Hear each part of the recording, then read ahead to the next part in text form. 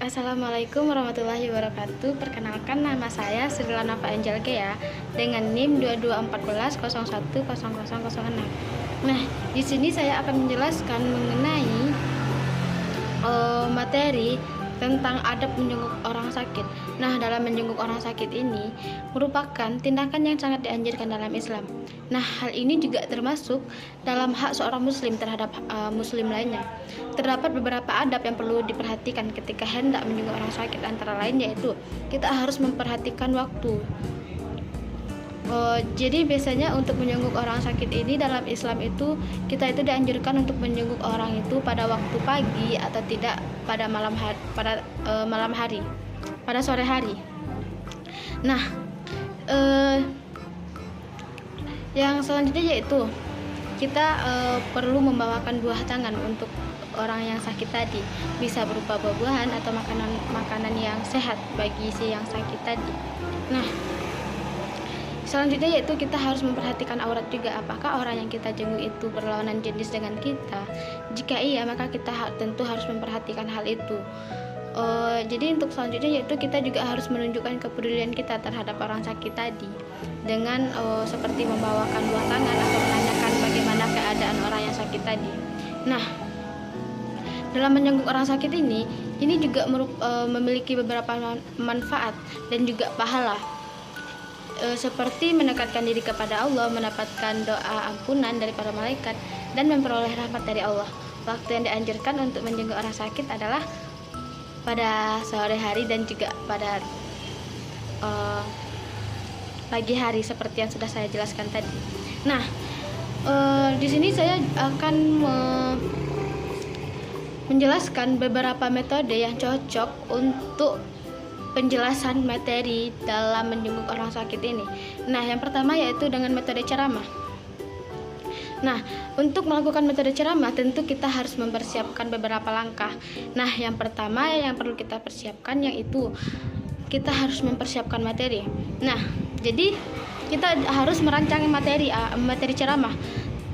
Dan juga kita juga harus mempersiapkan materi yang akan kita sampaikan itu dengan matang, seperti pendahuluan, pokok pembahasan, hingga kesimpulan. Dan pastikan materi yang kita sampaikan itu merupakan materi yang relevan dan juga dapat dipahami oleh peserta didik. Nah, langkah yang kedua yaitu kita harus kenali audiens. Pahami karakteristik audiens atau peserta didik. Nah, seperti pada usia, latar belakang, dan juga minat peserta didik tersebut. Nah, setelah kita melakukan hal tadi, maka kita harus menyesuaikan gaya penyampaian dan pemilihan kata agar peserta didik bisa memahami apa yang kita sampaikan. Nah, langkah-langkah yang ketiga yaitu bangun pendahuluan yang kuat.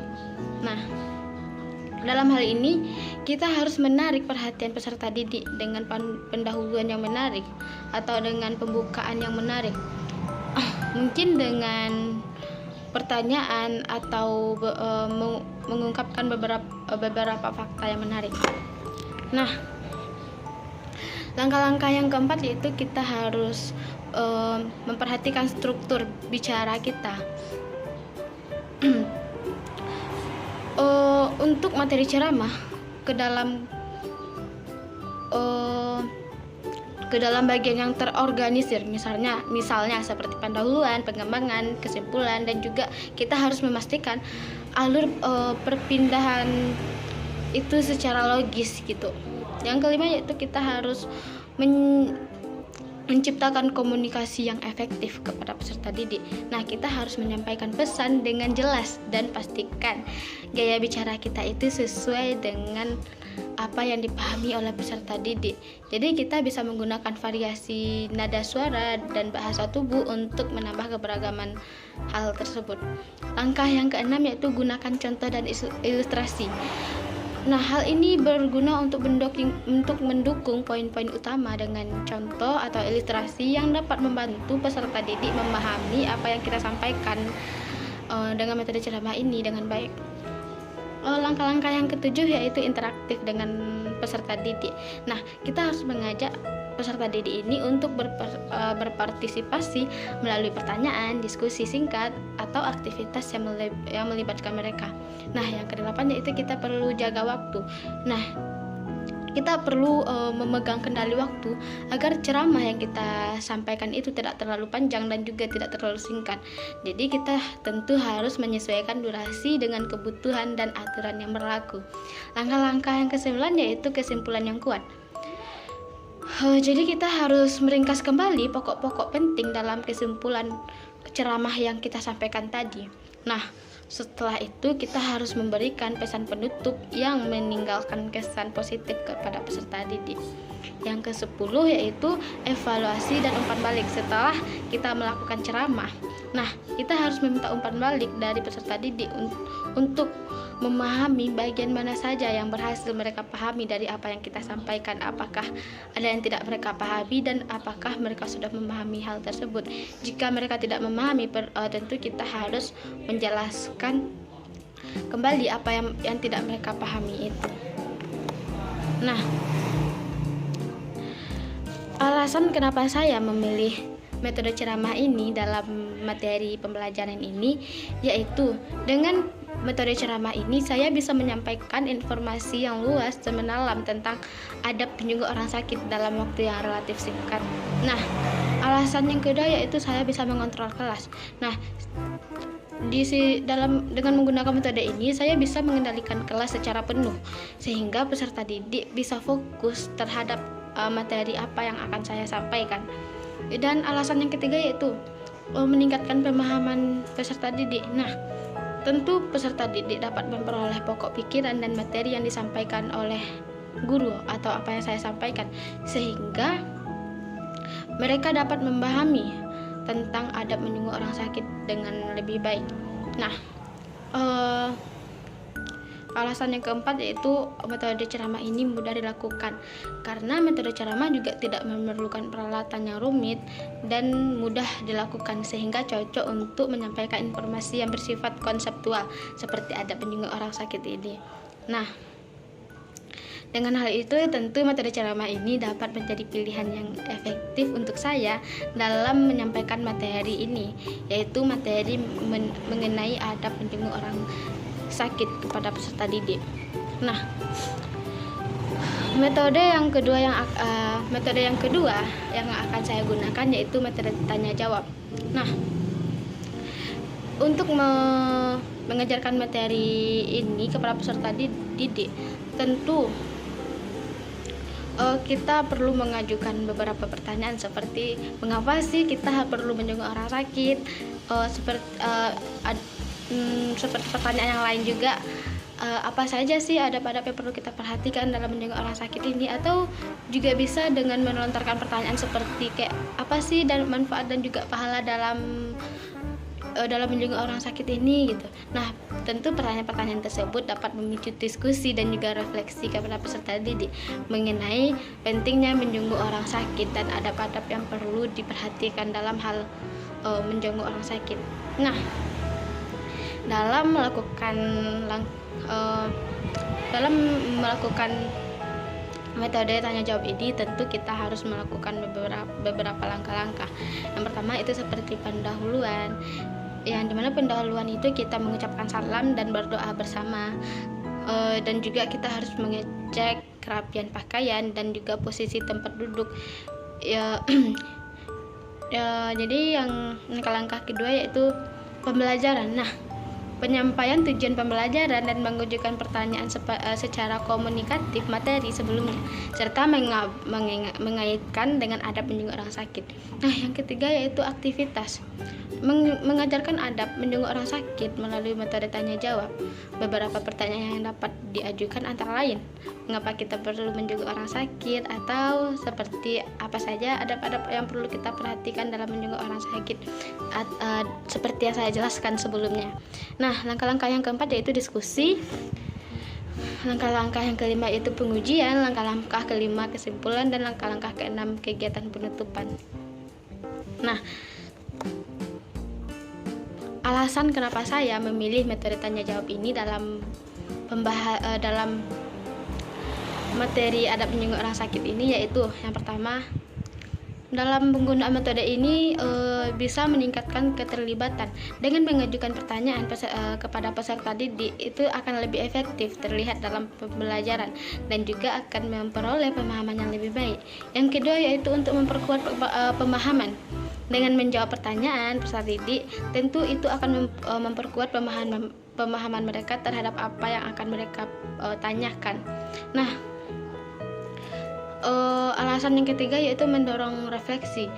Dengan melalui pertanyaan tadi, tentu peserta didik akan merasa didorong untuk merenungkan dan merespon materi apa yang telah saya ajarkan, sehingga hal itu bisa memperdalam pemahaman mereka terhadap adab menjenguk orang sakit.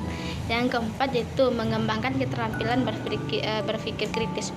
Dengan menjawab pertanyaan, peserta didik tentu akan mengembangkan keterampilan mereka dalam berpikir kritis dan juga analitis, yang dimana ini juga menjadi keterampilan yang penting dalam kehidupan sehari-hari untuk peserta didik. Nah, metode yang ketiga yaitu saya akan menggunakan metode kisah. Nah, jika dalam metode kisah saya juga memiliki beberapa satu cerita, yakni tentang salah satu kisah Nabi, yaitu Nabi Muhammad, tentang kunjungan Nabi Muhammad itu ke seorang Yahudi yang sakit yang bernama Zaid bin Sa'nah.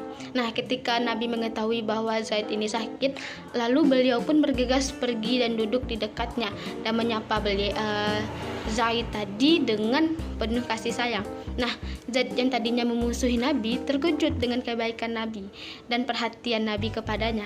Nabi pun memberi nasihat tentang kebenaran Islam kepada Zaid. Zaid pun sangat terkesan dengan kebaikan Nabi tersebut, sehingga akhirnya Zaid ini memeluk Islam setelah kelembutan dari Nabi Muhammad. Nah, kisah ini tentu menunjukkan sikap kasih sayang kepada semua orang dan perhatian Nabi Shallallahu Alaihi Wasallam terhadap semua orang tanpa memandang agama atau latar belakang mereka. Nah, ini juga menunjukkan pentingnya menjenguk orang sakit dan memberikan dukungan moral serta nasihat yang baik dalam keadaan apapun. Nah, untuk melakukan metode kisah ini tentu kita juga harus memperhatikan langkah-langkahnya. Nah, jadi apa-apa saja sih langkah-langkah dalam penggunaan metode kisah ini dalam pembelajaran adab menjenguk orang sakit ini? Nah, langkah-langkah yang pertama yaitu kita harus memilih kisah yang relevan, seperti kisah yang saya sampaikan tadi. Nah, dengan kisah yang relevan atau dengan kita menceritakan kisah, tentu peserta didik akan tertarik mengenai materi apa yang akan kita sampaikan. Nah, langkah-langkah yang kedua yaitu kita memperkenalkan kisah dengan seperti memulai pengenalan kisah tersebut kepada peserta didik, lalu fokus kepada nilai-nilai moral dalam kisah itu dan etika serta sikap yang terkandung di dalam sejarah tersebut. Yang ketiga yaitu diskusi. Nah, dengan diskusi tentu kisah tadi siswa itu bisa mempertanyakan bagaimana pelajaran atau pesan yang dapat dipetik dalam kisah yang guru sampaikan. Ya, langkah-langkah yang keempat yaitu relevansi dengan konteks modern. Nah, bawa kisah tersebut ke dalam konteks zaman sekarang. Diskusikan bagaimana nilai-nilai dalam kisah tersebut dapat diaplikasikan dalam kunjungan kepada orang sakit pada masa saat ini. Yang kelima yaitu peran play atau simulasi. Nah, biarkan peserta didik itu memainkan peran berdasarkan kisah tersebut, atau kita juga bisa membuat simulasi kunjungan ke orang sakit dengan mendasarkan sikap dan perilaku pada nilai-nilai yang dipetik dari kisah tersebut. Nah, langkah-langkah yang keenam yaitu refleksi. Nah, jadi akhiri dengan sesi refleksi seperti meminta peserta didik itu untuk menggambarkan bagaimana pengalaman mereka dalam mempelajari nilai-nilai tersebut dan bagaimana sih cara mereka berencana untuk mengaplikasikan kisah tadi dalam kehidupan sehari-hari mereka. Nah, tentu metode kisah ini dapat membantu siswa untuk nilai-nilai penting seperti empati, kepedulian, dan juga perhatian kepada sesama manusia. Nah, alasan kenapa saya memilih metode kisah ini dalam pembelajaran untuk menjenguk orang sakit yaitu yang pertama yaitu dengan metode kisah ini bisa memperkuat nilai-nilai moral. Karena dalam kisah yang baik tentu terdapat contoh konkret tentang bagaimana nilai-nilai moral seperti empati, perhatian, dan kepedulian dapat diaplikasikan dalam kehidupan sehari-hari, terutama saat menjenguk orang sakit. Nah, alasan yang kedua yaitu meningkatkan keterlibatan emosional. Alasan yang ketiga yaitu mudah diingat, karena kisah seringkali mudah diingat oleh peserta didik. Serta nilai-nilai yang terkandung dalam kisah tersebut. Alasan yang keempat saya yaitu mengunggah empati. Nah, melalui metode kisah tadi tentu pengalaman tokoh dalam kisah, tentu siswa juga akan merasakan hal itu secara langsung atau mendekati pengalaman orang yang sedang sakit. Nah, hal ini juga akan membantu siswa untuk meningkatkan empati mereka terhadap kondisi orang yang sakit. Nah, alasan yang terakhir yaitu memberikan konteks yang nyata, karena kisah-kisah juga bisa memberikan contoh yang konkret tentang bagaimana prinsip-prinsip etika yang diterapkan dalam situasi nyata, membantu siswa memahami konteks dan penyerapan nilai-nilai dalam kehidupan sehari-hari. Nah, jadi ada dalam penyampaian materi ini saya menggunakan 3 metode. Yang pertama itu metode ceramah, metode tanya jawab, dan juga metode kisah. Nah, tentu kita sebagai calon guru bisa menggunakan metode-metode tersebut ke dalam pembelajaran ini. Baik, sekian, terima kasih. Assalamualaikum warahmatullahi wabarakatuh.